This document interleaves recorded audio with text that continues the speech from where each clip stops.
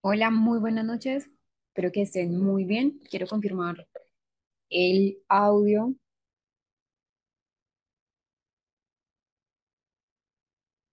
Quiero saber si me están escuchando bien, si me están escuchando claro esta vez.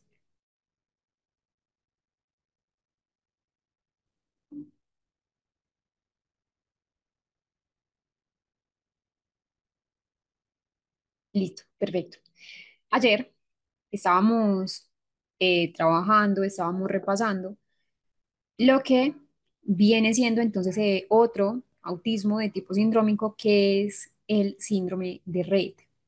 Les voy a dar un pequeño recuento de lo que trabajábamos ayer. Sé que muchos de pronto tuvieron dificultades con esa parte de de la señal, pero entonces, para que ustedes vuelvan a repasar, vuelvan a conocer, ayer mencionábamos que ese síndrome de Rett también hace parte de lo que es la clasificación del autismo sindrómico.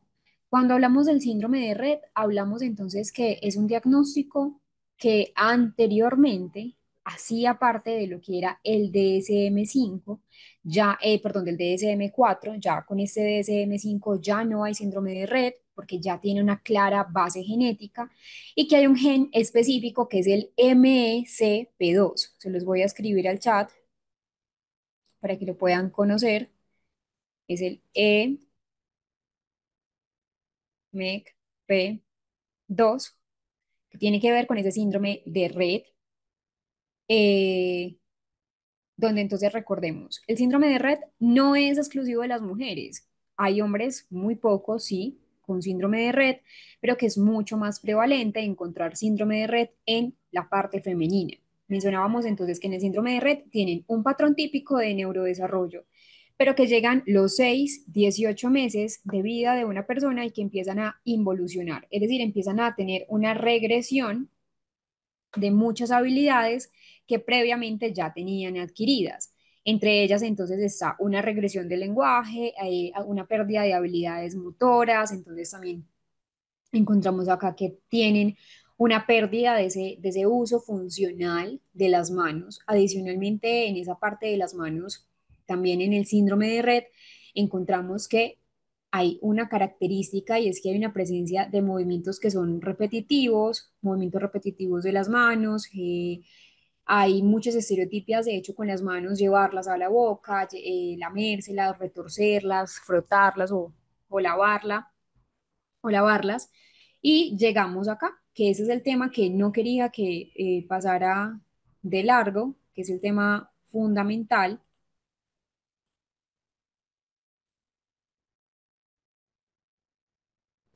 y son esos signos y síntomas a partir de las clasificaciones actuales del DSM-5. ¿Por qué les digo clasificaciones actuales? Porque recordemos que ya no se habla entonces de Asperger, ya no se habla entonces tampoco de lo que era síndrome de Rett, ya se habla entonces de tres clasificaciones diagnósticas, el mismo trastorno del espectro autista, pero ¿qué es lo que varía? Lo que realmente varía son esos niveles de gravedad, esos niveles de severidad que una persona tiene.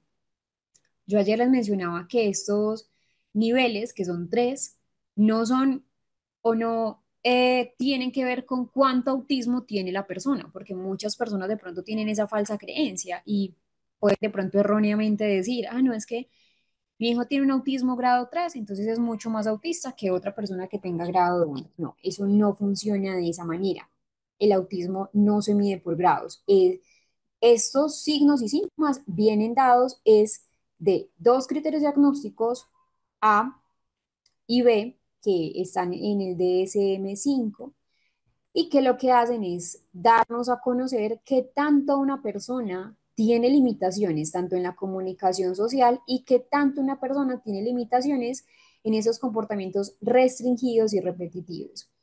Ayer les mencionaba entonces que el criterio A es la comunicación social y el criterio B viene dándose o viene relacionándose con esos comportamientos restringidos, repetitivos, las estereotipias, las ecolarias. ¿Qué entendemos por todo ese común denominador de lo que son los niveles de gravedad? Entonces, siempre hay dos, comunicación social y presencia de comportamientos, intereses o actividades que son muy repetitivos, son restringidos. Entonces, en ese DSM-5 nos dan esa clasificación. Esos niveles de gravedad nos indican el grado de apoyo necesario en la vida diaria, en la vida cotidiana que requiere la persona con autismo. Nuevamente reitero, no es una clasificación que refleje, entre comillas, el grado de autismo en sí, no. Es una intensidad de ese soporte que la persona requiere para funcionar de manera adecuada. Vamos a entrar a este grado uno. Realmente el grado uno es el menor grado. Acá vemos igual comunicación social y comportamientos restringidos y repetitivos. En ese aspecto, entonces, nos vamos a encontrar que es el nivel de pronto dentro del espectro más leve, entre comillas, donde no hay tantas limitaciones. En cuanto a la comunicación social, que sería el criterio A, vemos dificultades que son notables sin un apoyo adicional, que lo logran hacer en muchos casos, igual requieren un apoyo adicional para poder hacer ciertas actividades, sobre todo de tipo social, sobre todo de comunicación. Entonces, es la persona que puede iniciar interacciones sociales, pero que va a presentar problemas de pronto para mantener esa reciprocidad conversacional, que puede entonces de pronto estar en una conversación y no interesarse si el otro tiene una opinión, si el otro tiene una pregunta, puede de pronto parecer, entre comillas, socialmente raro, socialmente rígido, socialmente inflexible. Y acá, en este nivel, encontramos las personas que van a tener dificultades para hacer amigos o para interpretar esas normas sociales que son sutiles. ¿Cuáles son las normas sociales sutiles? Esperar los turnos en la conversación, de pronto no interrumpir si la otra persona está hablando, esperar el turno. Y también tenemos el criterio B, que en ese criterio B entonces nosotros encontramos lo que son los patrones del comportamiento, los patrones rígidos del comportamiento, rígidos y repetitivos. Acá hablamos de algo que ya habíamos mencionado cuando estábamos trabajando las funciones ejecutivas en el autismo, esas teorías explicativas.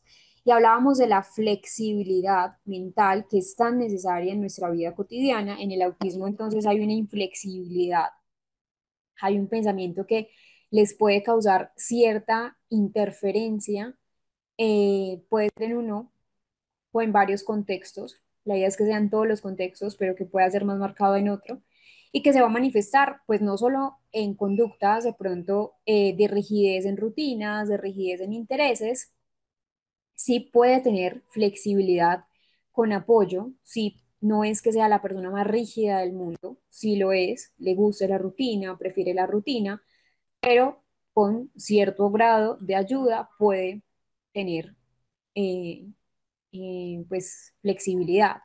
Y que también pues hay una conducta manifiesta de rigidez, pero que no es una conducta de disrupción. Cuando digo disrupción es algo que interrumpe la vida del otro, que interrumpe la propia vida. Un ejemplo típico que yo igual les daba ayer, pero sé que por el tema pues como de la señal no se pudo, eh, tener, pues es un niño que habla fluidamente, pero no entiende el sarcasmo, o es el niño que tiene buen lenguaje, pero resulta que no entiende las bromas o las entiende solamente cuando se las explican, pero ya cuando una broma es explicada ya no tiene el sentido mismo de la broma. Es el niño que de pronto se puede, o la persona que se puede angustiar si cambia de rutina en el colegio. Todo esto apunta a un nivel uno de autismo. Veamos un caso clínico, se los voy a leer de manera puntual. Tenemos el caso de Mateo. Mateo es un niño de 7 años y 3 meses que cursa el segundo grado de primaria en un colegio regular con inclusión. Es referido para evaluación debido a dificultades en la interacción social y patrones de comportamiento repetitivos que interfieren con su desempeño escolar y convivencia con sus compañeros. Su madre menciona que siempre ha tenido un comportamiento, entre comillas, diferente en comparación con otros niños de su edad, describiéndolo como muy inteligente pero con dificultades para relacionarse socialmente. En los antecedentes de desarrollo no se reportaron complicaciones durante el embarazo o el parto. Mateo alcanzó los hitos motores en el tiempo esperado, pero presentó un retraso en el desarrollo del lenguaje. Sus primeras palabras aparecieron a los 2 años y comenzó a formar frases simples a los 3 años. Actualmente su lenguaje es funcional, aunque lo utiliza de manera literal y le cuesta comprender ironías, bromas o dobles sentidos. Por ejemplo, si alguien le dice que llueve a cántaros, responde preguntando dónde están los cántaros.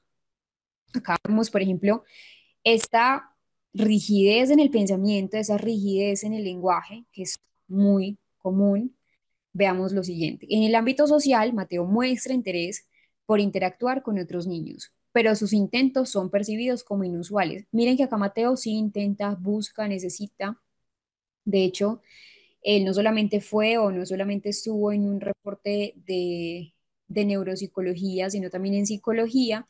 Y cuando hablábamos entonces en el staff clínico sobre Mateo, Mateo es un nombre que le cambio y se llamaba pues de otra forma, pero por respeto también a la parte pues como clínica. eh, Mateo le expresaba a la psicóloga que necesitaba de otros niños, que quería jugar con otros niños, pero que a veces no lo entendían y mencionaba que a veces él tampoco los entendía a ellos. Continúo. Entonces, pero sus intentos son percibidos como inusuales por sus compañeros. Había principalmente, habla principalmente sobre sus intereses específicos como trenes y mapas, sin percibir el desinterés o incomodidad de los demás. No entiende las reglas sociales implícitas como turnarse para hablar o interpretar expresiones faciales complejas. Aunque busca afecto de figuras cercanas, su forma de expresarlo es restringida y más evidente con adultos que con sus pares. En cuanto a sus comportamientos repetitivos, Mateo tiene rutinas estrictas que le brindan seguridad, como usar siempre el mismo plato, cubiertos al comer. Sus intereses restringidos son intensos y específicos, destacando su fascinación por trenes y mapas. Puede hablar extensamente sobre el tema, incluyendo detalles que sus compañeros no comprenden. También presenta algunas conductas estereotipadas, que son leves, como mover los dedos cuando está emocionado. Él hacía esto.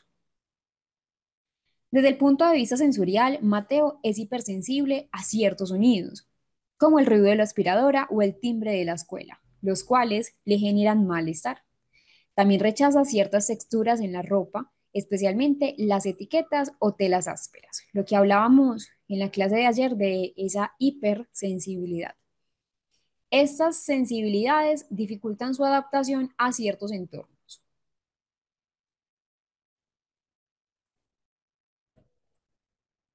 A nivel académico, Mateo tiene un desempeño desigual, es muy bueno memorizando datos concretos y destacando en matemáticas y lectura mecánica. Recuerden que ayer estábamos hablando de un personaje muy importante, pues en cuanto a el asombro de la capacidad humana, y es Steven Wilshire, que lo veíamos ayer, que es un artista visual, donde entonces también tiene la misma capacidad, una memoria increíble. Al igual Mateo también tenía muy buena capacidad en la parte de la memoria y que tiene que ver con una explicación, y es la coherencia central débil de la que ya hemos hablado. Presenta dificultades en actividades que requieren trabajo en equipo o creatividad, como la escritura de historias.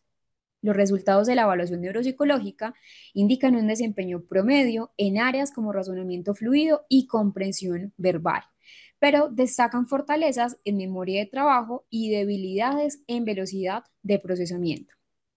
Para abordar sus necesidades, se recomienda implementar estrategias de apoyo en el aula como instrucciones que sean claras, organizadores visuales y adaptaciones para evitar esa sobrecarga sensorial.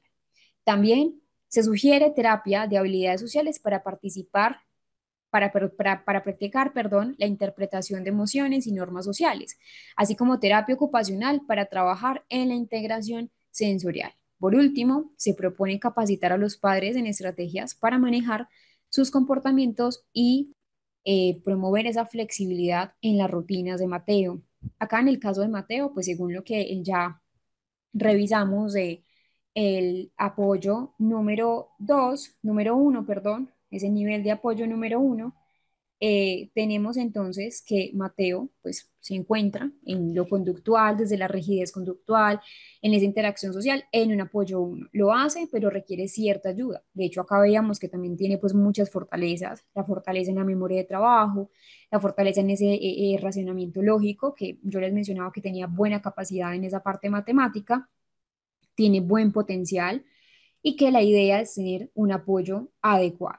Antes de pasar a este grado 2 vamos a ver otro caso más amplio, otro caso de pronto más eh, ampliado en cuanto a la descripción, para que lo puedan entonces observar mucho mejor. Entonces, acá recuerden que en el material de estudio nos vamos a casos clínicos de autismo. Y en este caso hay dos eh, ejemplos. Este es uno para que lo lean luego, un informe neuropsicológico de un programa de 20, pues fue intensivo, un programa neuropsicológico de, de 24 sesiones de rehabilitación acá en la ciudad de Medellín. En un niño, él tenía 5 años con un nivel de autismo 1. Acá ustedes van a ver todo el informe, cómo se hizo, cómo se realizó, cuáles fueron los antecedentes familiares, cuáles fueron los instrumentos estandarizados.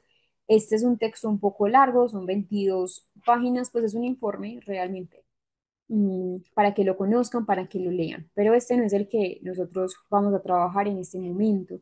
Yo se los pongo para que ustedes lo analicen, lo entiendan, puedan ver entonces cuáles son los programas de las sesiones, si es la sesión, por ejemplo, uno, qué se hace, qué se trabajó en la sesión número 8 por ejemplo, y cuáles son esas evaluaciones de seguimiento para saber cómo fue realmente pues como el proceso de evolución.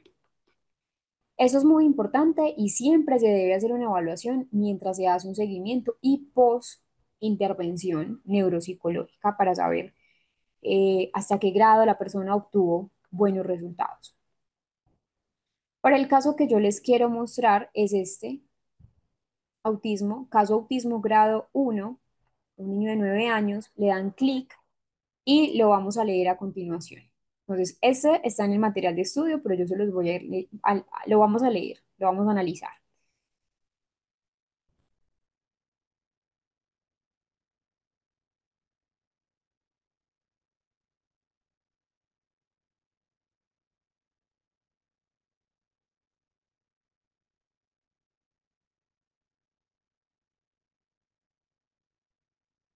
Voy a esperar que algunos lo puedan descargar.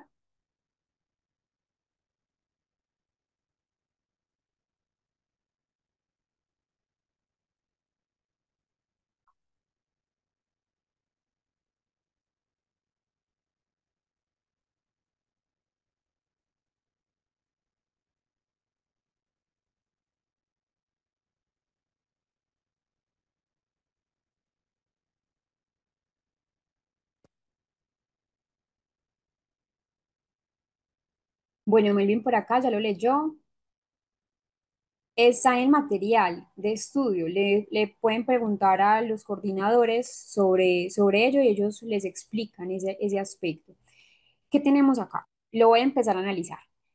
La primera parte me la voy a saltar. Realmente acá la primera parte es más la edad, pues igual también es muy importante la edad. Miren, acá tenemos 9 años. Cambio los nombres por respeto pues al paciente. Estaba en tercero de educación básica primaria, estaba en un colegio privado con orientación académica tradicional. Cuando me refiero a orientación académica tradicional es que no se les hacían los ajustes o bueno, eran muy rígidos, era un colegio muy académico, con tareas regulares, con exámenes regulares. Y el motivo de consulta es este, fue derivado por el equipo escolar ante preocupaciones por dificultades persistentes en la interacción social. Adicionalmente, había una escasa flexibilidad cognitiva, esa flexibilidad mental de la que ya hemos hablado, y patrones conductuales que eran repetitivos. No había una aparente alteración intelectual o del lenguaje estructurado, es decir, a él solo lo remitieron por esos aspectos, pero no hubo o no había hasta ese momento una sospecha diagnóstica de pronto de una dificultad intelectual. De hecho, pues era una persona muy sobresaliente a nivel académico, le iba bien, no tenía ninguna dificultad. Entonces, el resumen general del caso nos está mostrando a un niño de 9 años. Ya está escolarizado, tercer grado, va avanzando. eh, la derivación, entonces, lo que pretende hacer es que como neuropsicólogos podamos mirar cómo son esas conductas repetitivas, cuáles son esas dificultades de pronto persistentes a nivel general que van a estar interfiriendo en esa vida cotidiana. La interacción social, también había acá un límite. El diagnóstico final, ya cuando revisen de pronto el caso, van a ver que fue trastorno del espectro autista y el grado fue con un nivel de apoyo moderado, pues uno realmente, tenía una alta funcionalidad, necesitaba el apoyo en las áreas sociales y conductuales. Acá siempre, y eso es muy importante, eh, es demasiado importante preguntar los antecedentes relevantes. Recuerden que el neurodesarrollo es un proceso crucial, es un proceso esencial, y en la anamnesis nosotros no podemos entrar de una a una evaluación diagnóstica. Es decir, si a mí alguien, y sobre todo aquí el colegio en este caso, me deriva a este paciente a evaluación y yo de una, de pronto, eh,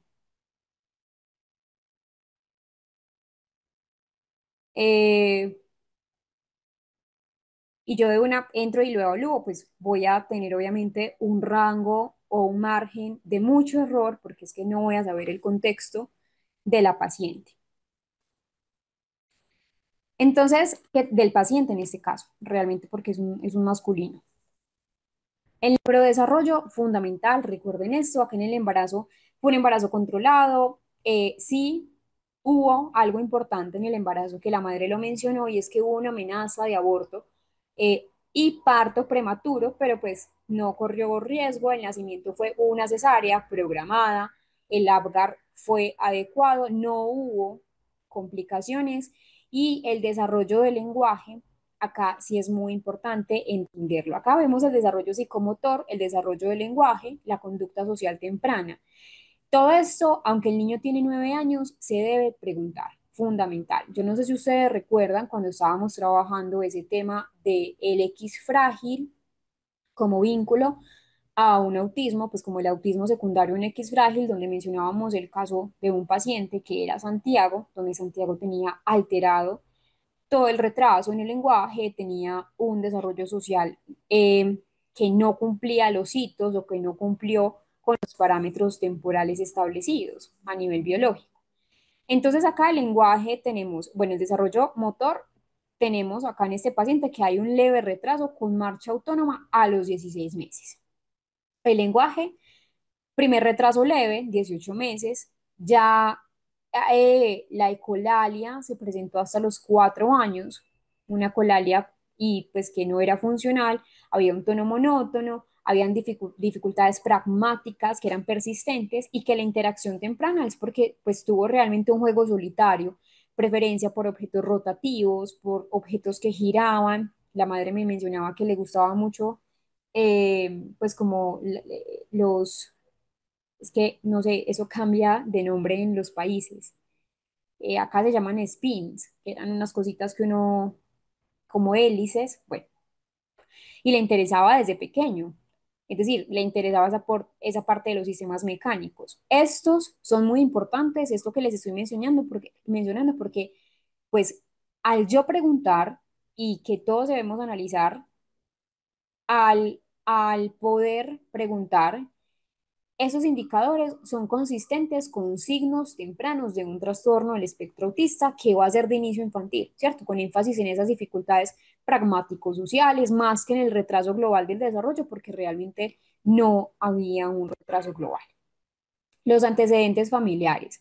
Yo les había mencionado, y esto igual lo vamos a ver más adelante en el diplomado, que cuando hablamos de un trastorno del neurodesarrollo es muy factible que alguno de los progenitores también tenga rasgos similares. Puede que no tenga el diagnóstico, puede que no se haya confirmado ese diagnóstico, pero que hay rasgos.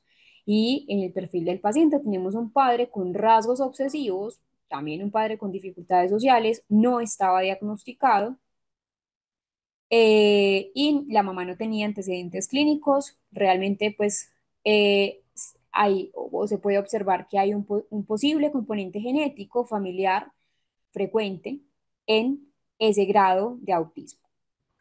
Ya luego, y esto es fundamental, nosotros debemos analizar, esto no es esto, una evaluación clínica y observacional, no es cuantitativo, es cualitativo, porque es que la observación clínica es fundamental cuando se hace, primero, la entrevista con los cuidadores y segundo, una observación conductual del menor, del niño en consulta, cómo interactúa contigo, si te saluda, si no te saluda. De hecho, pues acá el paciente tenía un contacto ocular que era funcional, tenía contacto ocular, pero era muy breve y pues recuerdo que también era muy intermitente. Y que la comunicación, cuando se hizo una comunicación social con él, era una comunicación centrada en los intereses personales, en lo que a él le gustaba, no había un interés por lo que de pronto a un otro le gustaba, había una prosodia muy monótona, la gesticulación facial era bastante limitada y que pues las conductas también eh, de estereotipia eran marcadas, pues frotar las manos, golpearse los dedos, hacía esto, bueno. Y que ya acá me está indicando, a pesar de que es solamente una observación, que me muestra un perfil conductual típico de trastorno del espectro autista, una comunicación verbal que era adecuada, puede ser en el grado 1, hay afectación social y hay una afectación emocional que es evidente. Eso Estas partes acá fue la evaluación que se hizo a través de la prueba Wechsler, la escala Wechsler de inteligencia para niños, WISC porque él tiene 9 años, el WISC empieza a partir de los 6 hasta los 16 años y 11 meses. Y miren, por ejemplo, la comprensión verbal está muy alta, pero en la velocidad de procesamiento baja. Acá tenemos un perfil cognitivo armónico, tenemos un perfil cognitivo homogéneo, que es lo que se espera, con leve vulnerabilidad en las tareas que requieren rapidez perceptual o una adaptación a cambios. La velocidad de procesamiento requiere una adaptación a cambios. Entonces, a nivel global, todo conservado. No hay discapacidad intelectual. De hecho, pues la discapacidad intelectual no era lo que queríamos buscar en este paciente, pero que sí hay fortalezas verbales visoespaciales buenas, pero una vulnerabilidad en esa velocidad de integración y el ajuste contextual, velocidad de procesamiento. Siempre, y eso es muy importante, nosotros no podemos dejar de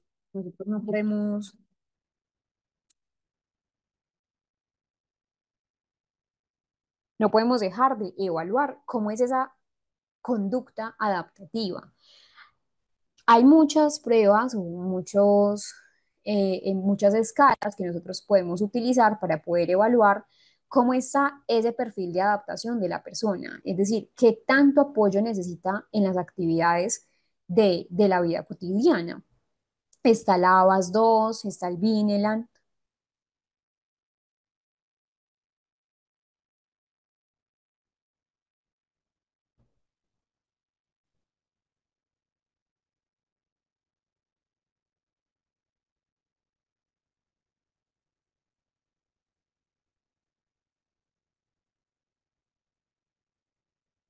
Está el ABAS-2, el Vineland, por ejemplo. Acá utilizamos pues esa parte del Vineland.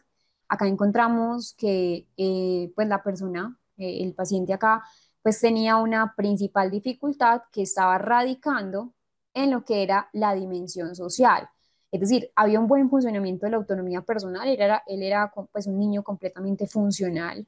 En todo se bañaba solo, comía solo. eh, Lograba amarrarse los zapatos solo, pero miren que esas habilidades sociales están bajas, es decir, es un patrón típico de autismo de alto funcionamiento. Cuando me refiero a alto funcionamiento es porque hay un nivel uno, un grado uno, donde esa autonomía se desarrolla antes que esa comprensión social. Y luego ya tenemos un análisis de las pruebas de las escalas de autismo. Esto sobre lo que es A22 y ADR lo vamos a comprender más adelante en la clase. Son las pruebas Gold estándar para poder trabajar. El A22 tuvo una puntuación de 12, es decir, está dentro del rango límite, pues en el rango clínico para el autismo. En el ADR, el A22 es una prueba observacional y el ADR no lo, pues, lo que hace es confirmar esa historia de alteraciones en interacción social, en comunicación, en conducta repetitiva. Es decir, estas tres herramientas que se fueron utilizadas confirmaron la presencia de un perfil con autismo grado uno con afectación muy clara en esa reciprocidad social. Importante, y que también me estaban haciendo esa pregunta, ¿cómo diferenciar el autismo de otros diagnósticos? Siempre se debe hacer un diagnóstico diferencial.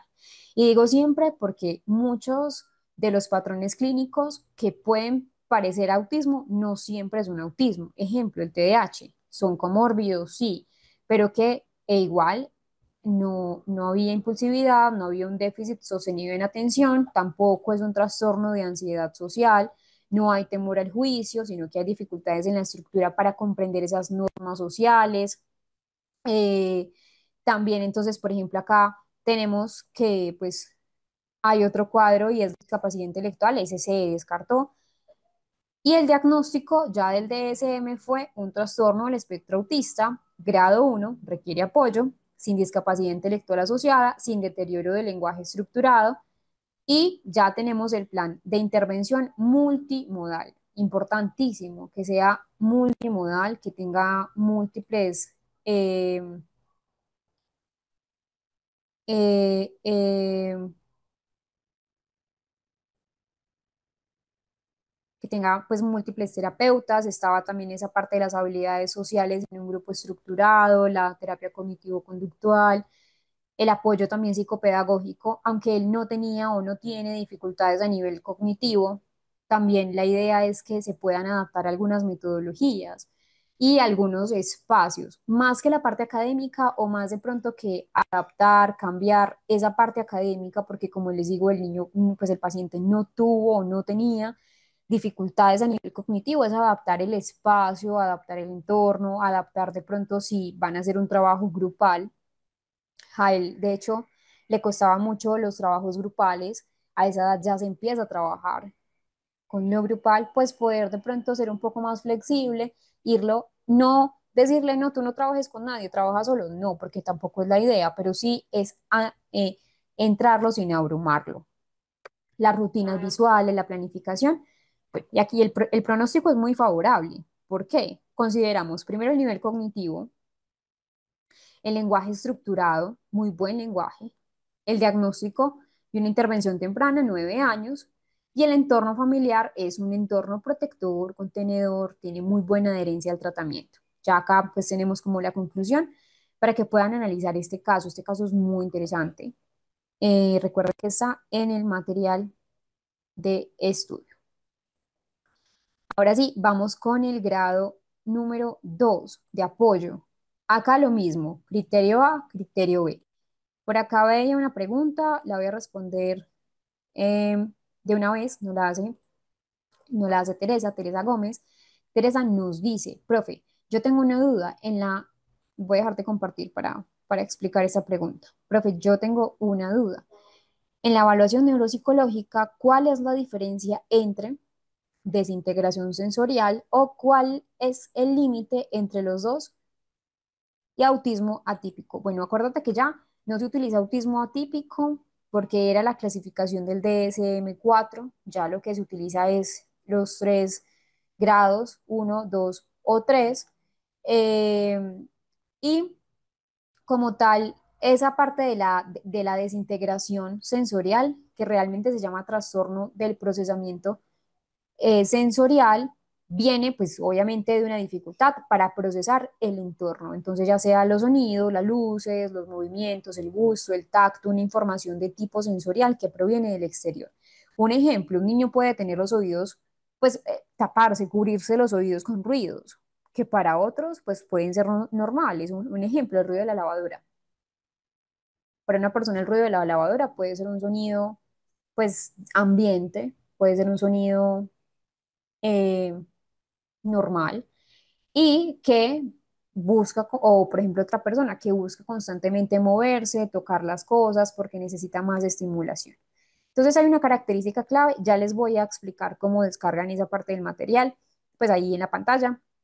Primero, que debe haber una dificultad para modular ese comportamiento ante estímulos sensoriales, entonces se altera, se desconecta, se obnubila, hay hipersensibilidad o la hiposensibilidad de la que ya hemos hablado y que afecta la atención, la conducta y esa forma de relacionarse. Importante, no está reconocido como un trastorno independiente en el DSM-5, ¿cierto? Pero sí se considera dentro de los síntomas asociados del autismo y de hecho del TDAH también. Pero cuando hablamos de un autismo atípico, pues realmente nosotros no hablamos ya de ese término porque el trastorno del espectro autista, recordemos que ya hay una unión. Y les voy a mostrar cómo pueden descargar ese material.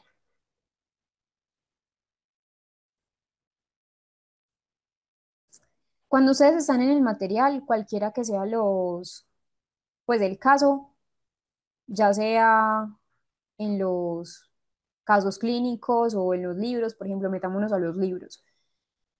Acá les va a aparecer la carpeta con, con los materiales, toda la carpeta.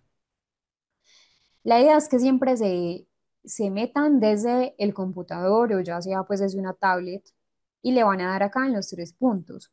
Y aquí hay una opción que dice descargar, ya sea individualmente o ya le dan como tal a toda la carpeta.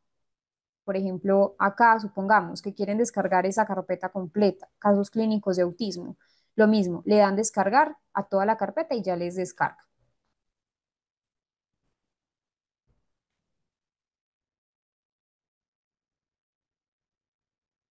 Sí, el CIE-10 sí habla del autismo atípico, pero ya estamos en el CIE-11.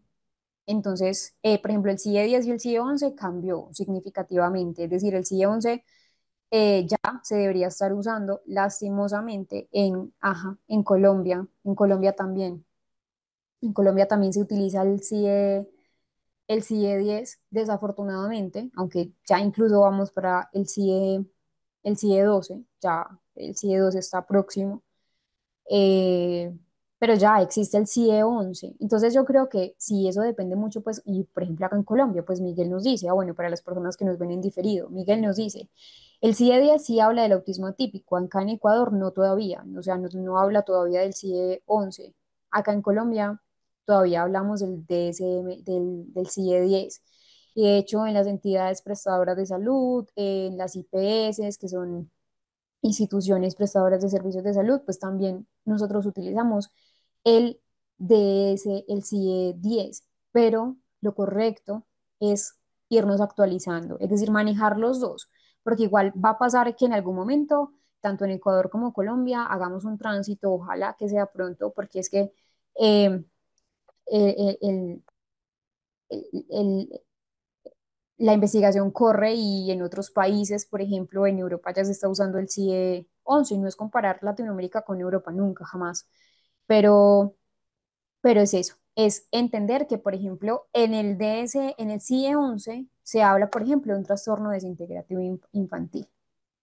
Sí, lo deja uno medio loco la clasificación, completamente de acuerdo, Teresa. Es un trabajo, ¿por qué? Porque, por ejemplo, anteriormente uno estaba, bueno, aunque sobre todo con el CIE 10, pues uno estaba acostumbrado al CIE 10, todo era CIE 10, CIE 10, CIE 10, CIE 10. Pero si comparamos, por ejemplo, el DSM-5, DSM-5 TR, que ya estamos en TR, y CIE 11, son muy similares. Hay una comparativa sumamente similar. Por ejemplo, ya no se habla entonces del autismo atípico, ya no se ha en el CIE 11 ni en el DSM-5, pero sí es un enredo completamente, estoy de acuerdo con ustedes, es saber manejar los términos, porque en algún momento, como les digo, vamos a pasar al CIE 11, o se espera pues.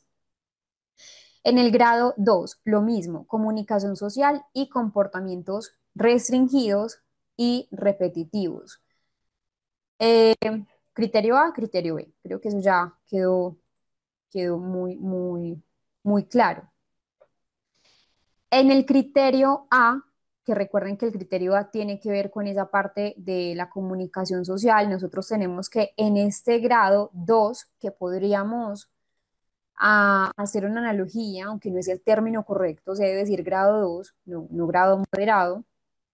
En este grado 2 que tenemos una comunicación social que tiene dificultades claras, incluso con apoyo. Es decir, es la típica persona con autismo que muestra habilidades verbales o no verbales, pero que son muy limitadas, que tiene problemas para de pronto adaptarse en interacciones que son sociales, no lo hace de pronto de manera tan fluida como lo puede hacer un grado uno, y que pues también,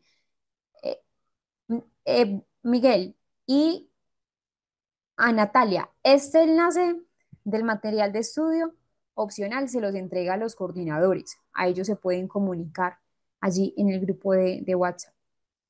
Entonces, que las personas muestran habilidades verbales o no verbales que son limitadas, tiene problemas para adaptarse de pronto como en la interacción social, con amigos, es la típica persona que le cuesta mantener las amistades a largo plazo, a periodo largo, y que también en las interacciones sociales, pues esa comunicación es más atípica, las expresiones faciales son mucho más planas o mucho más reducidas, el lenguaje es más literal. Y tenemos el criterio B, que son esas conductas restringidas o esas conductas repetitivas, entonces comportamiento más frecuente y mucho más disruptivo, dificultades que pues si quieren cambiar de actividad o si quieren adaptarse a lo inesperado es un cambio muy abrupto y que hay mayor dependencia en esa rutina, en esos objetos, en esos intereses específicos. Un ejemplo, así como veíamos el ejemplo en el grado uno, un adolescente que necesita una ayuda para manejar esas interacciones a nivel del grupo social, que son muy básicas, el saludo, el pedir algo, el conversar con alguien, el poder despedirse de alguien. Nosotros mencionamos que pues son conductas de pronto muy básicas para una persona con autismo. Esto les cuesta cómo iniciar, cómo decir sí, cómo decir no, cómo llegar de pronto como a un entorno social y si saludar a cada uno de hecho era algo que me decía una paciente que ya era nivel 2 o es nivel 2. Ella me decía, es que cuando yo entro al trabajo, yo no sé si debo saludar a todos un hola general duro, verbalmente, o uno por uno, hola, ¿cómo estás? Hola, ¿cómo estás? Hola, ¿cómo estás? Ese tipo de aspectos que para otra persona puede hacerlo de manera muy natural. Entonces, no solamente está eso, sino las conductas repetitivas más intensas. Acá vemos esas conductas giratorias de objetos, hablar en exceso sobre un tema, sobre un solo tema.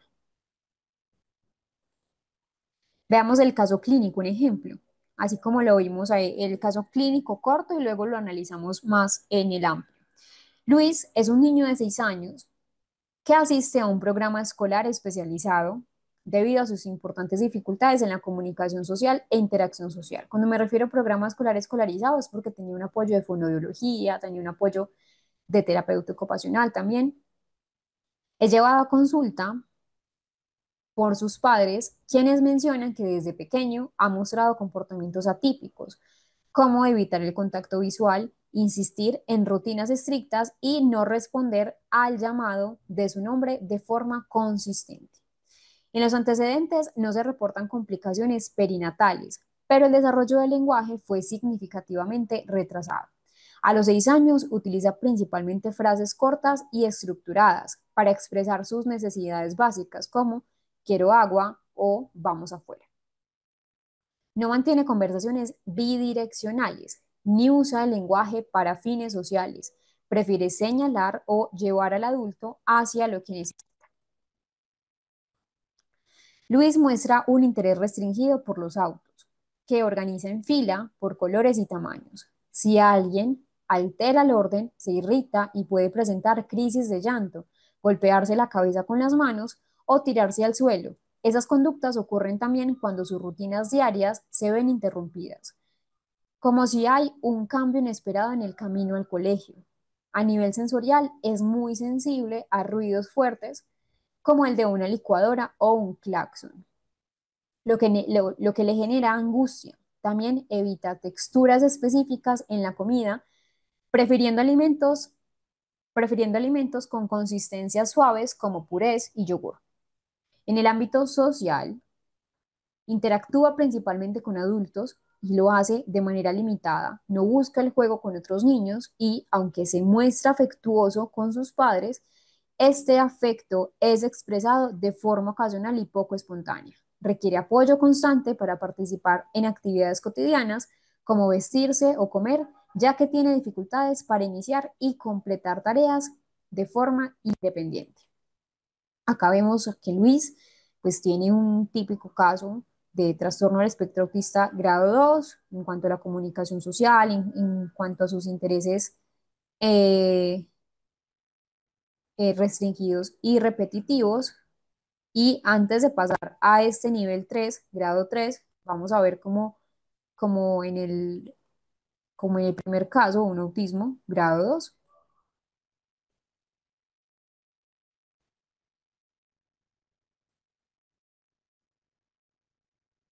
Entonces, nuevamente, casos clínicos. Vamos a buscar el trastorno del espectro autista grado 2 que yo igual acá se los nombro, caso autismo 2. Y recuerden que para descargarlo, las personas que ya tienen el enlace, le dan acá y le dan en descargar y ya inicia esa descarga. O lo pueden abrir desde el material, no hay problema.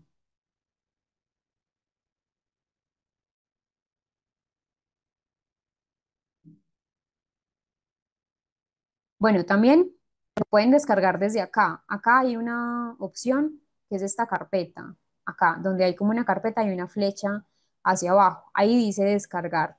Ahí también lo pueden descargar para que lo puedan trabajar.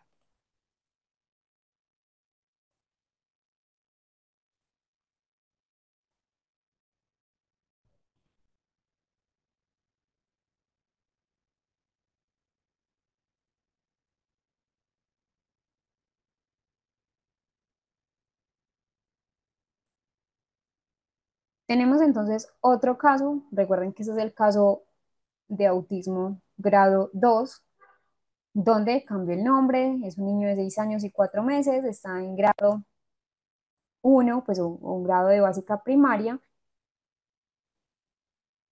Y tenemos lo siguiente, a él realmente, o el resumen general del caso es que pues hay una remisión, siempre o por lo regular viene con remisión para una evaluación entonces integral, van a estar dificultades marcadas en el lenguaje, hay unos casos de iniciativa social, hay comportamientos que son repetitivos, hay problemas de lo que es la adaptación escolar y que los resultados de la evaluación, pues como tal, eh, lo que hicieron fue confirmar un autismo grado 2 porque realmente tiene un apoyo que requiere un apoyo más sustancial en las áreas tanto adaptativas, socioemocional y comunicativas.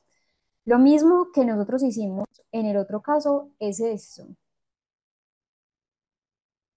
Bueno, esas son las pruebas que se le administraron y esos son los antecedentes relevantes. ¿Qué tenemos en los antecedentes relevantes de nuestro caso?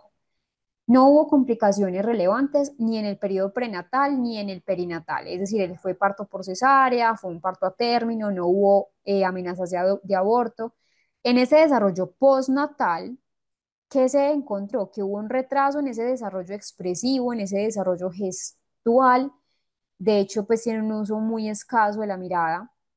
No hay atención conjunta, no hay conducta de señalamiento, hay un déficit en esa comunicación preverbal pequeño.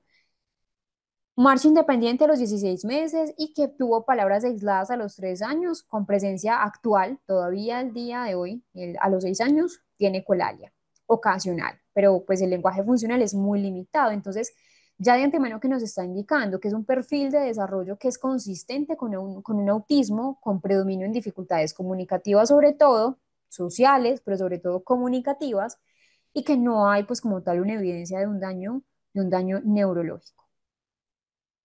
La familia fundamental, eso también hay que preguntarlo. Y acá, ¿qué tenemos como análisis clínico? Entonces, los resultados, el área cognitiva normal, es decir, una comprensión verbal dentro de los rangos, pues bajos, pero igual, con dificultades entonces para entender instrucciones, un vocabulario de pronto muy limitado para los 6 años, esa parte visoespacial estaba bajo, tenía una desorganización importante en tareas constructivas, la memoria de trabajo también estaba alterada, es decir, el perfil cognitivo es heterogéneo, no es homogéneo. Hay afectación global de leve a moderado realmente y que hay un déficit verbal que limita la comprensión social y académica. Si yo no comprendo el lenguaje, muchas veces pues no puedo comunicarme bien. La conclusión es que hay un perfil donde hay rigidez, donde hay afectación en comunicación social también, donde la interacción social no es recíproca. Por eso se concluye en un trastorno del espectro autista nivel 2 con un soporte 2, donde requiere apoyos sustanciales. Eso es muy importante tenerlo presente. Vamos al autismo grado 3. Tenemos entonces la comunicación social. En el grado 3, ¿qué encontramos en este grado número 3?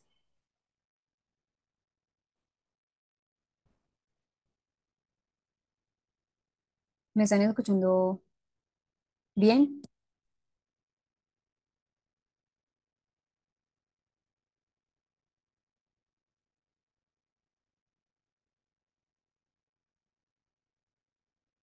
Sí, listo, perfecto. Entonces, en el grado 3 vemos la persona que requiere un apoyo muy sustancial, es decir, es el nivel de pronto más severo de autismo, es el nivel donde va a tener una ayuda mucho más notable, una ayuda mucho más sustancial. La comunicación social la encontramos como que la persona tiene mínimas habilidades comunicativas, mínimas habilidades verbales y no verbales, inicia interacciones de pronto, pero solo de forma muy limitada muchas veces. En otros casos, las interacciones sociales, esa comunicación con el otro va a estar muy limitada, bastante limitada, pero en otros casos incluso puede aparecer como inexistente, puede no responder al lenguaje o puede no responder incluso a las señales sociales básicas, un saludo, una despedida, si le hacen así, probablemente no lo haga.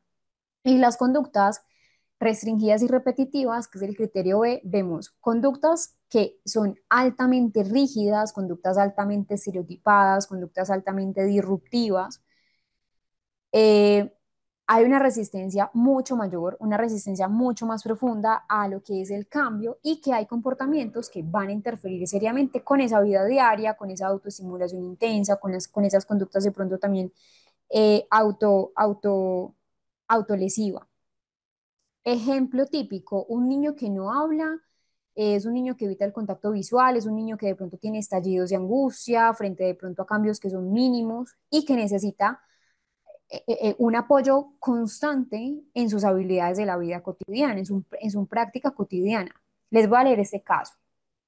Es una niña de 5 años.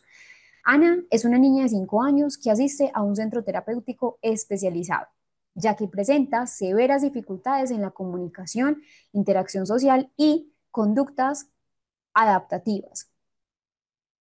Es llevada a consulta por sus padres debido a su incapacidad para comunicarse verbalmente.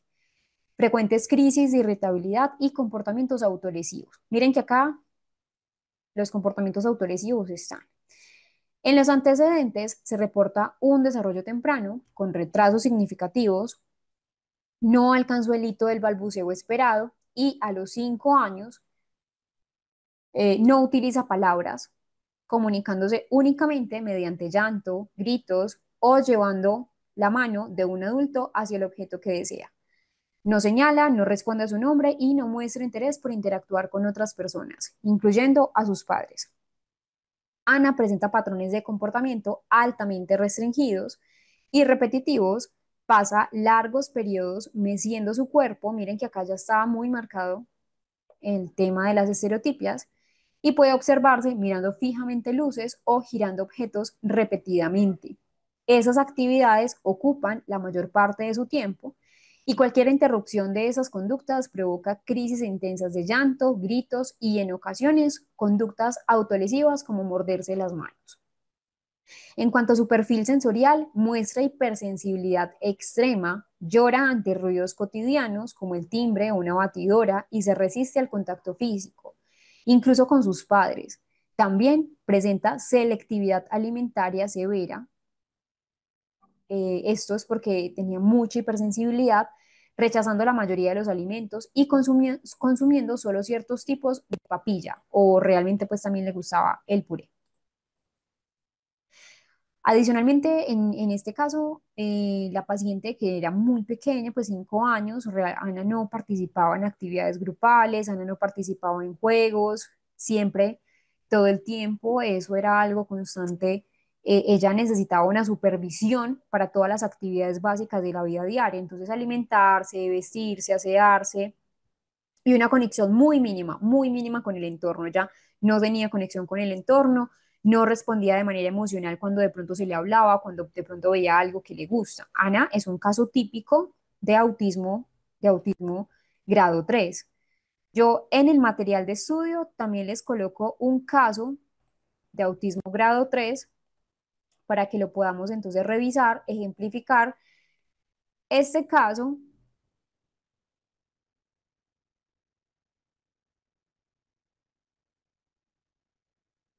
es este. Trastorno del espectro autista, nivel 3. Recuerden que para descargarlo le dan acá, descargar.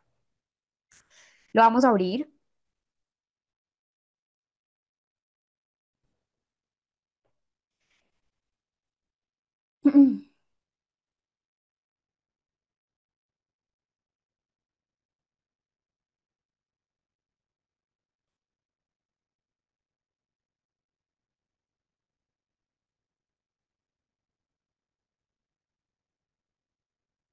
Y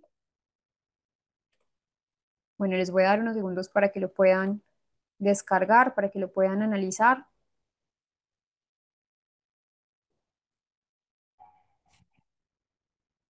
Recuerden que para descargarlo, lo que hacen es darle en la parte derecha, que hay tres puntos.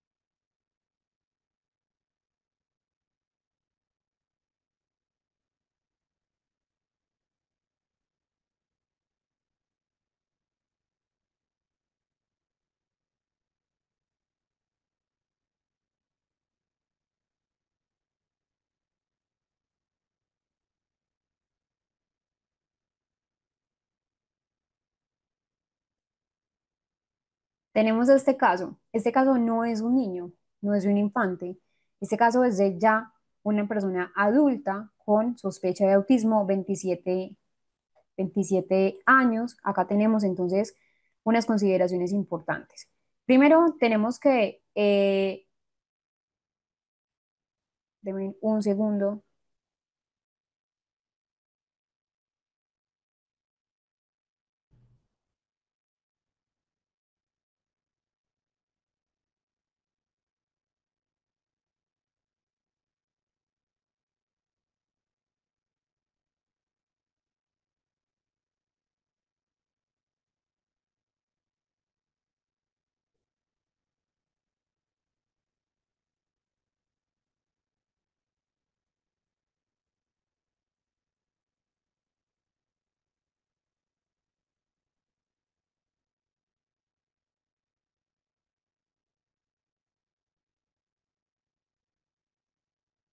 Bueno, acá tenemos nivel 3 adulto, no verbal, a nivel de pues, lo que fue su escolaridad. eh, Tenemos entonces que estaba en básica, primaria, pues fue incompleta, de hecho. Tenemos entonces que pues acá lo que querían o fue remitido para valorarlo a nivel neuropsicológico, ¿para qué? Para clasificar o para clarificar si es un diagnóstico y planificar también pues esos apoyos funcionales. Los resultados, como tal, en general muestran un perfil severamente que estaba comprometido en todos los dominios, comunicativo, cognitivo, adaptativo, que ya entonces da como conclusión un nivel 3.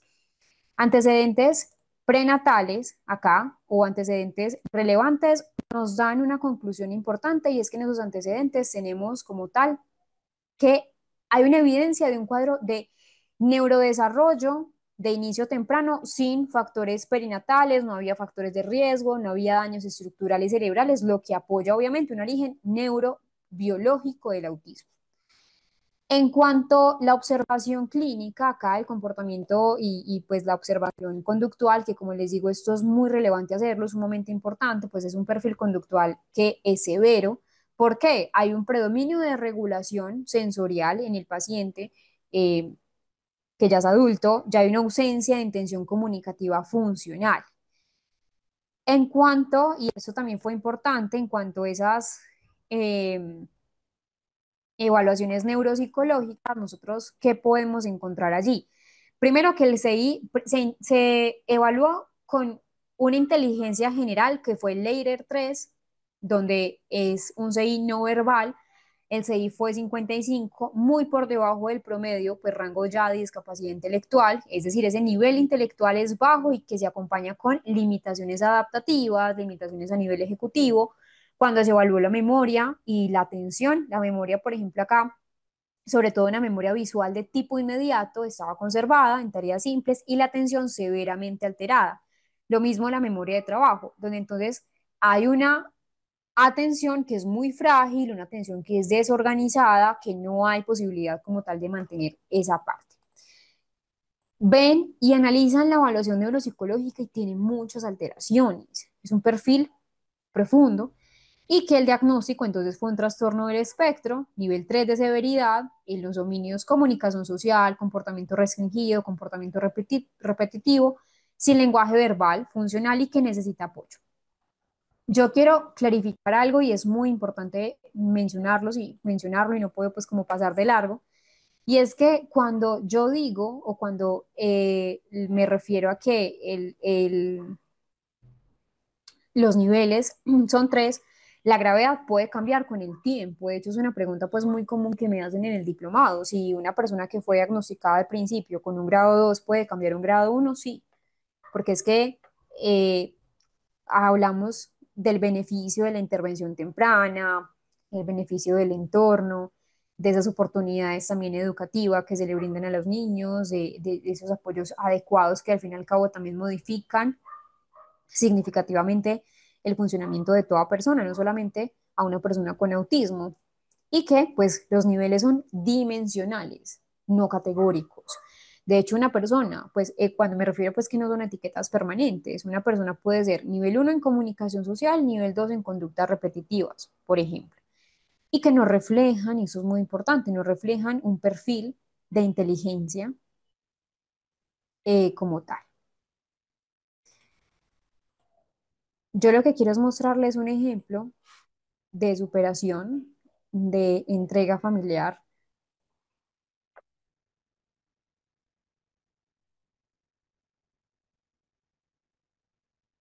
de una persona que fue o que es autista, no verbal y que logró tener una vida,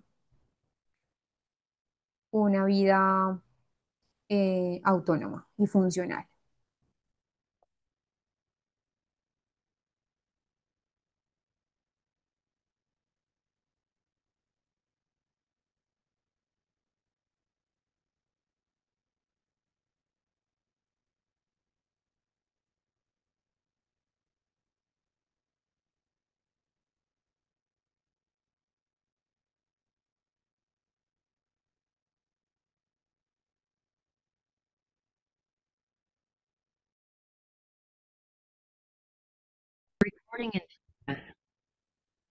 Vamos a hacer un trabajo en clase.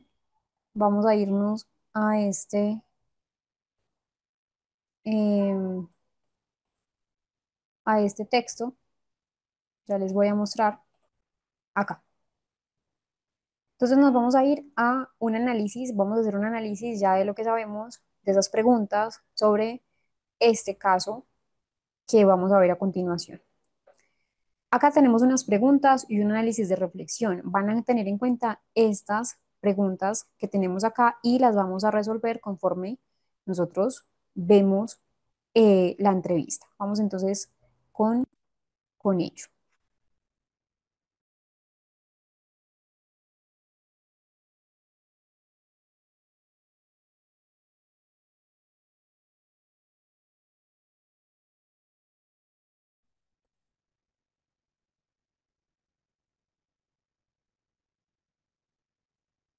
Sí, este video es muy bonito, muy bonito. Es un video muy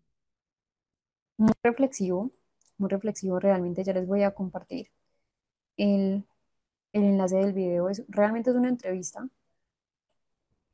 Eh, Ahí lo tienen, ahí ya les compartí el enlace. Es una entrevista que nos pone a reflexionar realmente sobre qué es el autismo, cómo entendemos el autismo, las personas realmente con autismo, todas son muy diferentes. Yo creo que ya les había dado esta oración en algún punto de las clases donde les mencionaba que cuando conocemos a una persona con autismo, solo conocemos a esa persona con autismo. No he conocido, y se los puedo aseverar, no he conocido en la práctica clínica dos personas con autismo iguales, ni siquiera de un mismo nivel de apoyo. Hablemos de los criterios diagnósticos del trastorno del espectro. Resulta que, y esto lo hablábamos ahora, que nos decíamos entonces que en diferentes países nosotros tenemos un- una, una noción de la clasificación. Actualmente, por ejemplo, en Colombia, en Ecuador, pues usan o usamos el CIE 10, cosa que de pronto ya estamos un poco obsoletos o un poco atrás del tiempo, porque ya actualmente pues debería estar ya utilizando el CIE 11.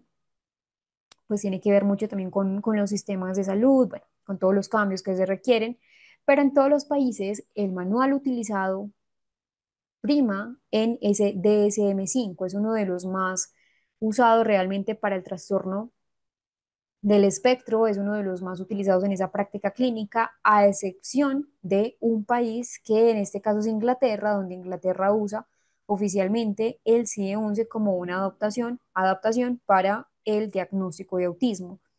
Nosotros, y eso les mencionaba entonces hace un rato, nosotros no podemos ver por un lado el CIE-11 y por el otro el DSM-5. No, nosotros debemos unir, no mezclar, pero sí conocer esas dos fuerzas diagnósticas para poder pues llegar a un consenso diagnóstico. Vamos a ir a nuestro descanso para que esto no me quede corto. Esto es muy importante que lo tengamos muy presente. Vamos a entrar antes al descanso, pues salir antes del descanso y luego retomar un poco antes para que podamos entonces tener esta explicación de los criterios diagnósticos que son fundamentales realmente.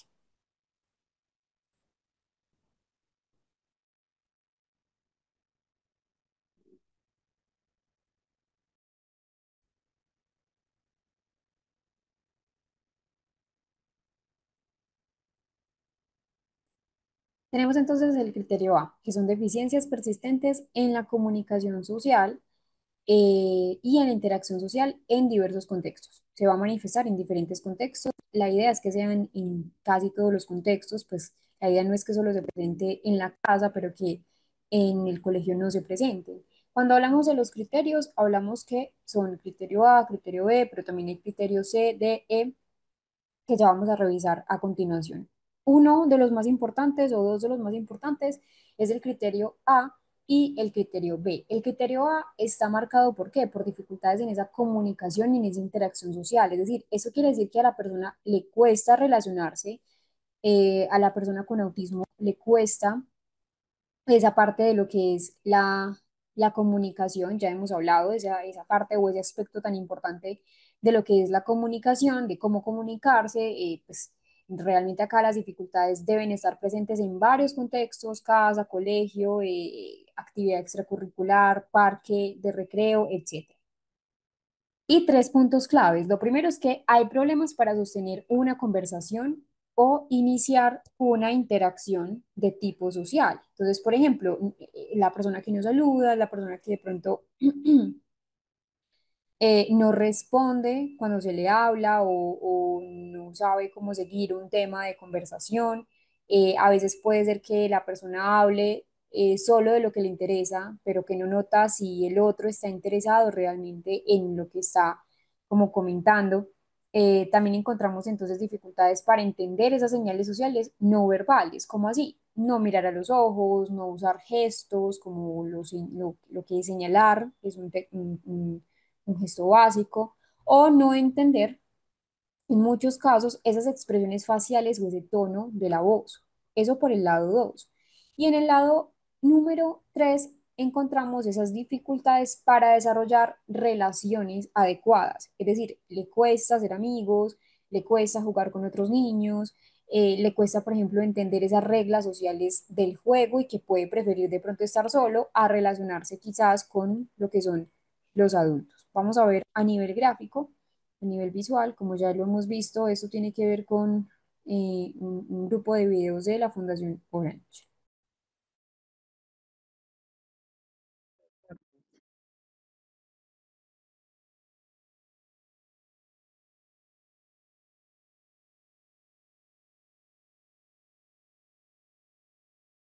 Y tenemos el criterio B.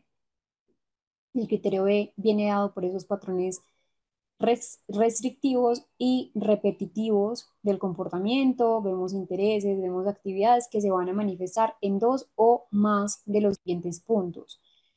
El DSM nos da ejemplos ilustrativos, realmente acá pues en ese criterio de conductas repetitivas, intereses restringidos, que tanto la parte A como la parte B era lo que nosotros podíamos revisar o lo que nosotros pudimos analizar en los niveles de apoyo.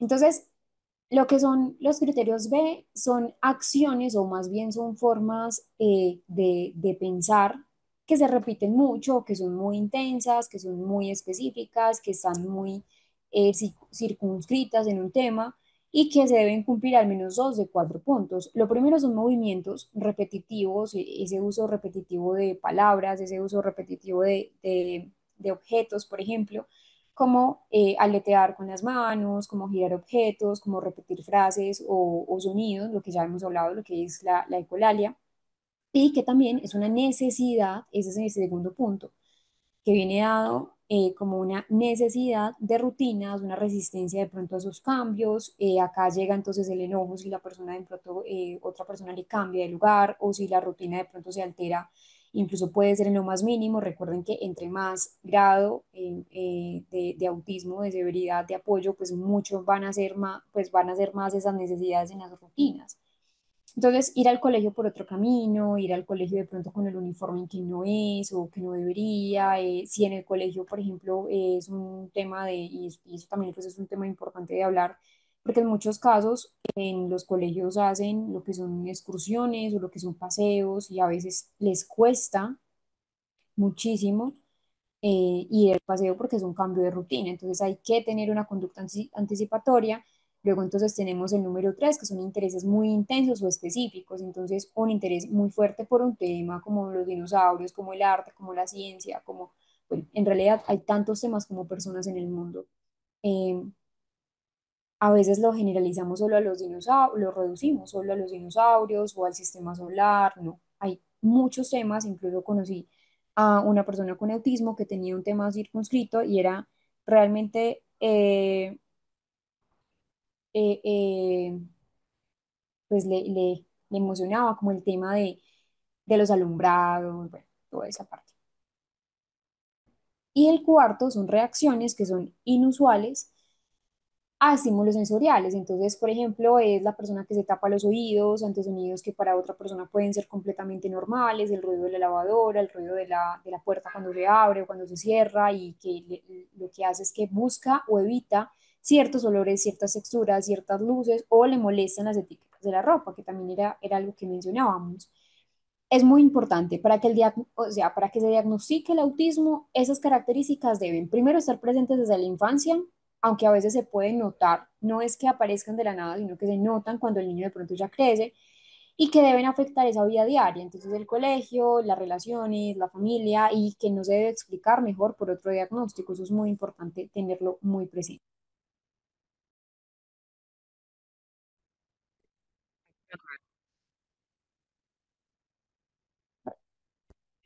Tenemos entonces los otros criterios, que son tres criterios adicionales, pero pues que son completamente necesarios. El criterio, el criterio C tiene que ver con que los síntomas deben estar presentes desde que la persona está en esa infancia temprana. Entonces, ¿qué significa esto? Que esos signos o esos síntomas de autismo aparecen desde que la persona es muy pequeña, pero que también pues hay que clarificar que no siempre de pronto son tan obvios o no siempre son tan notorios, sino que a veces de pronto se vuelven más notorios o se notan mucho más claramente hasta que las demandas sociales aumentan, hasta que esas demandas sociales sobrepasan de pronto eh, como la capacidad pues de la persona, como entrar al jardín de niños, como entrar al colegio, bueno. Entonces, un ejemplo acá es un niño que desde bebé no responde a su nombre, que ayer y antier vimos eh, esa parte como tal, que no señala para pedir cosas o que no juega con los demás, que pues de pronto no se notaba antes, sino hasta los 3 4 años, donde pues ya empiezan como esa parte social. El criterio D tiene que ver con que los síntomas causen un impacto significativo en lo social, un impacto significativo si ya es adulto, en lo laboral y en otras áreas importantes de la vida personal de cada persona, pues de cada uno de nosotros. Entonces, esas características del autismo a veces no solo es que sean diferentes, sino que van a afectar realmente ese funcionamiento diario, ese funcionamiento de la vida cotidiana eh, de una persona dentro del espectro. Un ejemplo es el niño que tiene dificultades en el colegio para hacer amigos, es la persona que ya está en una empresa y está grande y está trabajando, le cuesta de pronto como interactuar con sus compañeros de trabajo, es la persona que de pronto le cuesta manejar esos cambios del entorno. Esto afecta al fin y al cabo la vida, porque nosotros todo el tiempo estamos con cambios en el entorno, con cambios de horario, con cambios de planes, y que eso afecta también su desarrollo y su bienestar. Y el criterio es que las dificultades en el autismo no se van a explicar por una discapacidad intelectual o por un retraso global en ese desarrollo. Es decir, ¿o qué significa esto? Que aunque una persona pueda tener también una discapacidad intelectual, el diagnóstico de autismo solamente se hace si hay características propias del autismo que no se deben única o que no se deben exclusivamente al trastorno de discapacidad intelectual. Sí, se puede dar un autismo y discapacidad intelectual. Sí, no es en todos los casos, pero sí se puede dar. Pero que la discapacidad intelectual no puede explicar esas características que vemos en el autismo. Muy importante es que muchas personas con autismo pues tienen otras comorbilidades, tienen otras condiciones, es decir, tienen TDAH, tienen un trastorno específico del aprendizaje, tienen depresión, tienen ansiedad, tienen lo que les digo de un trastorno del desarrollo intelectual, pero que el diagnóstico de autismo solo se da si hay síntomas de autismo que están claramente presentes en sí mismos. Entonces, es muy importante tener en cuenta esos aspectos. Y lo que les mencionaba de lo que es eh, el, el CIE-11, que tiene mucha relación con lo que es el autismo.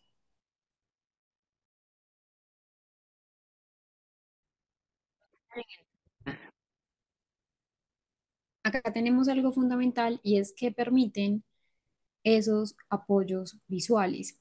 Resulta que los apoyos visuales son necesarios en esa intervención o en esa comunicación del trastorno del espectro autista. ¿Qué son los apoyos visuales? Entonces, primero, los apoyos visuales pueden ser pictogramas, pueden ser entonces calendarios. Lo que hace es que permite dar una estructura a esas rutinas, permite dar una estructura a las actividades, permite también seguir las normas, permite aumentar esa autonomía a la hora, por ejemplo, de tomar decisiones, les permite conocer qué va a ocurrir, cuándo va a ocurrir, dónde va a ocurrir, sobre todo si están dentro de un ambiente que puede ser muy cambiante. Organizar el espacio nos apoya a esa estructuración y comprensión del lenguaje y la regulación de la conducta y las emociones. Nosotros tenemos unos tipos de apoyos visuales. ¿Cuáles son? Tenemos los horarios visuales, que son esas secuencias de actividades con imágenes a través pues, de los pictogramas, que la función es anticipar el día a día o anticipar esas rutinas. Otro tipo de apoyo visual eh, son las secuencias de paso a paso, las secuencias de paso, entonces como lavarse las manos, como por ejemplo vestirse. Acá entonces lo que se hace es enseñar habilidades o enseñar, por ejemplo, esas rutinas.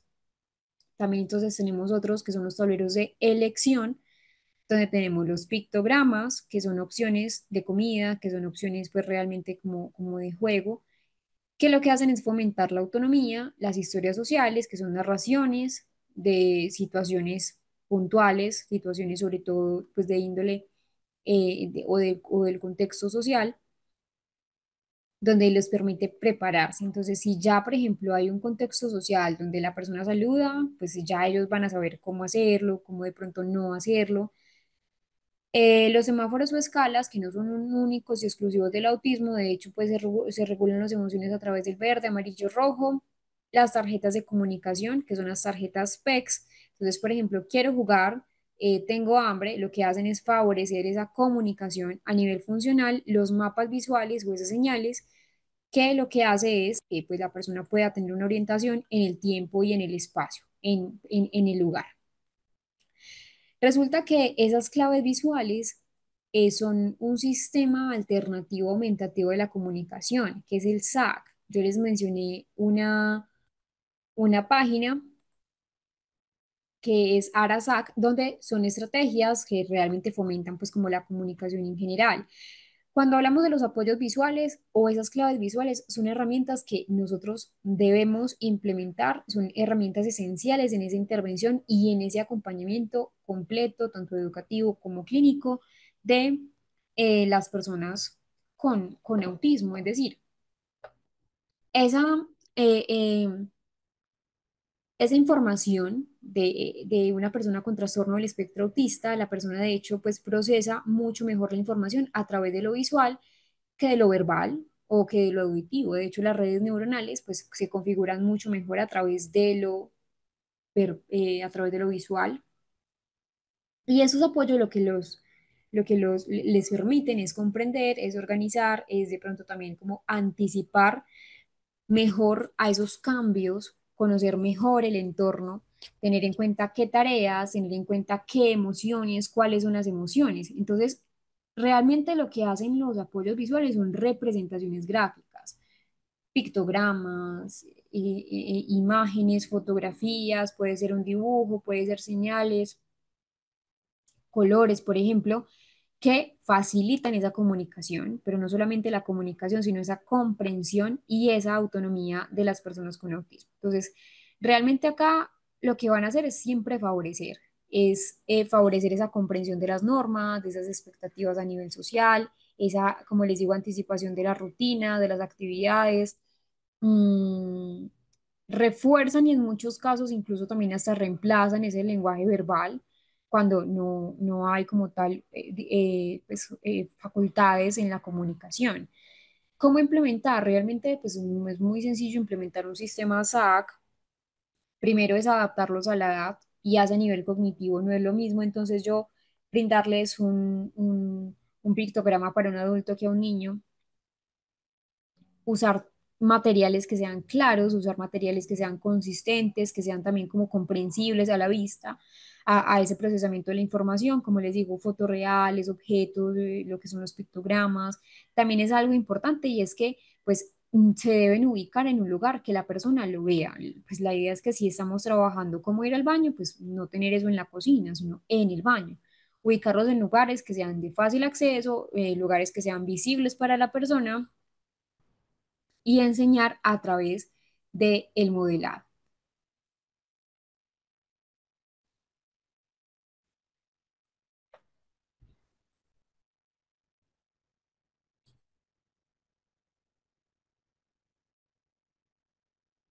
Acá hablamos de la regulación a nivel emocional. Entonces, la regulación emocional es ese aspecto que a veces flaquea. Nosotros todo el tiempo estamos utilizando las emociones todo el tiempo y que obviamente pues también es un reto para las personas con autismo, sobre todo para entender a los demás, para atender a su entorno. Cuando hablamos de regulación emocional, me refiero a que es esa capacidad para poder identificar, para poder de pronto comprender y expresar esa parte de las emociones, tanto propias como ajenas, entender que si una persona está triste, por qué está triste, el por qué o qué lo hizo sentir triste, reconocer cómo se siente la persona, nombrar la emoción de la persona, controlar de pronto esa intensidad y esa duración de la emoción. En el autismo es diferente esa parte emocional porque las personas dentro del espectro tienen dificultades en esa área, ¿cierto? En esa parte neurocognitiva que va a afectar esa regulación emocional. Ya hemos hablado de la teoría de la mente, ya hemos hablado de la coherencia central débil, que mencionaba entonces yo, que es una atención de pronto al detalle, pero que no integran todo el contexto y sobre todo en el contexto emocional y que también tiene unas funciones ejecutivas. Entonces, dificultad para planificar, dificultad para inhibir los impulsos, para cambiar de estrategia de pronto ante emociones que son muy fuertes y el procesamiento sensorial. Ya hemos hablado que incluso pues hay muchas manifestaciones emocionales que son muy frecuentes, que son esas explosiones de ira, explosiones desproporcionadas, que pues muchas veces confundimos con rabietas, pero que no son rabietas. Esto lo veíamos ayer, cómo diferenciar una rabieta de una crisis sensorial. El origen es diferente, el fin o el motivo es diferente y que a veces pueden ser reacciones emocionales que estén muy cargadas de angustia, de ansiedad, de frustración, pues ante cambio de pronto de estímulos que son inesperados, entonces dificultad para expresar verbalmente lo que sienten, ese uso de conductas de pronto repetitivas, lo que ya hemos hablado tantas veces de las estereotipias, esos mecanismos pues también que son como mecanismos de autorregulación, esos estereotipias realmente son importantes y hay que tener en cuenta que hay que psicoeducar en esa parte de las emociones. Por ejemplo, entonces a través de pictogramas, a través de tarjetas emocionales, esos son algunos ejemplos. Este, por ejemplo, es un termómetro del humor para poder saber si me siento triste, qué grado tengo de tristeza, si me siento enojado, si me siento ansioso, si me siento avergonzado. Pues la idea también es trabajar con ellos esa parte emocional, incluso a través de los videos, como les digo, les voy a mostrar un video em, para explicar, sobre todo en esa parte infantil, qué son las emociones, cómo es la autorregulación emocional.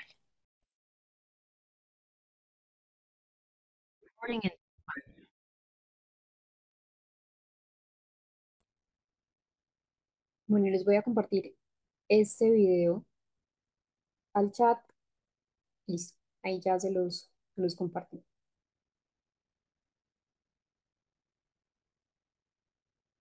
Hablemos de esto, hablemos del iceberg del autismo. El iceberg entonces pues es una analogía que nosotros utilizamos para observar la cognición, el lenguaje y el perfil sensorial, que a veces de pronto, más que en la superficie, más que lo que nosotros podemos ver, hay unas necesidades, hay unas carencias, hay unos intereses que de pronto están mucho más abajo. Realmente el iceberg es una analogía que intenta explicar cómo esas dificultades, cómo todas las características en el autismo no son todas visibles a simple vista. Es decir, a veces nosotros pensamos que una persona tiene un autoaislamiento, pero realmente puede ser que tenga una carencia de habilidades sociales o que tenga de pronto unas agresiones y que sea realmente problemas en la comunicación.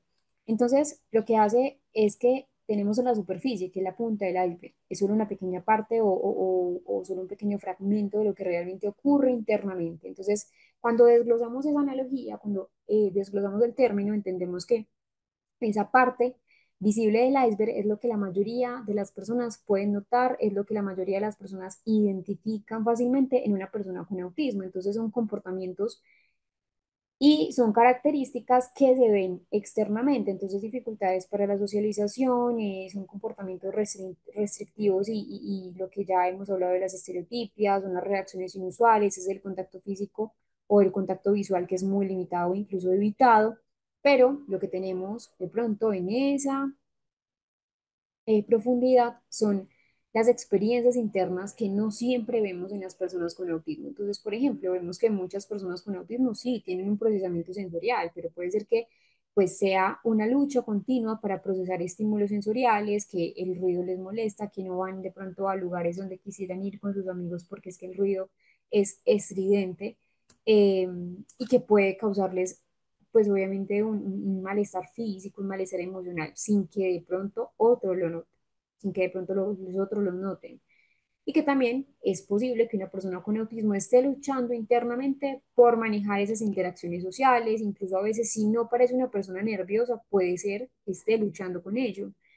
Hay una fatiga mental, hay un término que es el burnout social o el burnout autista, como también lo suelen llamar, y es tratar de adaptarse, tratar de, de, de vincularse con las expectativas sociales o poder de pronto ajustarse a un entorno que no es amigable para el autismo, para ellos puede ser incluso agobiante, para ellos puede ser bastante agotador y que pues aunque no sea obvio, una persona con autismo pues puede estar luchando por entender qué expresión facial hizo la persona, cómo debe reaccionar, cómo es el lenguaje corporal, cómo son esas normas sociales, qué debería hacer en cualquier situación o en cada momento, y lo que ya les digo de la previsibilidad de las rutinas.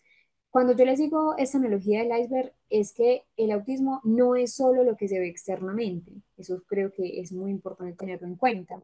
Es crucial comprender que detrás de esos comportamientos que son visibles hay experiencias internas que a veces puede ser que no estemos viendo, que no estemos entendiendo y que son mucho más profundas, mucho más dolorosas para la persona con autismo. Entonces, lo que está debajo de la superficie es mucho más profundo y por eso hablamos entonces de, ese, de esa analogía del autismo, del iceberg y el autismo. Veamos las características clínicas neuropsicológicas del autismo. Hablamos entonces que el autismo tiene un perfil de funcionamiento que puede estar en rangos diferentes. Un coeficiente intelectual que puede estar desde promedio 90 a 110, por encima del promedio, puede estar limítrofe, puede estar en discapacidad intelectual. El coeficiente intelectual es muy variable en el autismo. La interacción social puede ser una persona que sea activa, que tenga igual dificultades a nivel de la comunicación, a nivel de la pragmática, a nivel de los criterios A y B que recopilamos en el DSM, o puede ser una persona que sea fría o apartada, la comunicación verbal, no verbal, habilidades motoras, una persona que pueda ser torpe o descoordinada y una persona ágil y coordinado. Por ejemplo, vemos muchas personas con autismo que pueden estar de pronto dentro de una capacidad deportiva, lo sensorial también, hiposensibilidad e hipersensibilidad y esa capacidad alerta, que es el arousal que tenemos allí. Entonces, resulta que hay que hablar de esto. Algunos casos de autismo pueden ser clasificados como discapacidad y que otros no. Y que la clasificación como una discapacidad depende de varios factores. Entre ellos, primero, ese nivel de funcionamiento intelectual, pues el coeficiente intelectual, si el autismo es asociado a otros síndromes o condiciones médicas, el coeficiente intelectual puede variar. Por ejemplo, en el X frágil, que ya lo hemos hablado, en el síndrome de Rett, eh, realmente acá hablamos que el autismo no es una discapacidad, es decir, cuando el niño tiene inteligencia en rango promedio o una inteligencia en rango superior, tiene buen lenguaje, tiene adaptación funcional, y solo tiene dificultades leves en la interacción social o intereses restringidos, pues en esos casos, aunque haya un diagnóstico de autismo, como pues siempre se reconoce legal o clínicamente pues como una discapacidad, especialmente si no Pues, o sea, no siempre se reconoce de tal manera, realmente no, especialmente si no requiere apoyos en la vida cotidiana. Acá vemos entonces esos rangos de 90 a 109, 110 promedio, un coeficiente intelectual de 80 a 89 bajo promedio, de 70 a 79 limítrofe o la frontera. El CI ya empieza a bajar a partir de los 70, donde ya se considera discapacidad intelectual en rangos leve, moderado, severo. Evaluar el coeficiente intelectual es importante por razones educativas, razones terapéuticas, incluso razones pues como a nivel personal.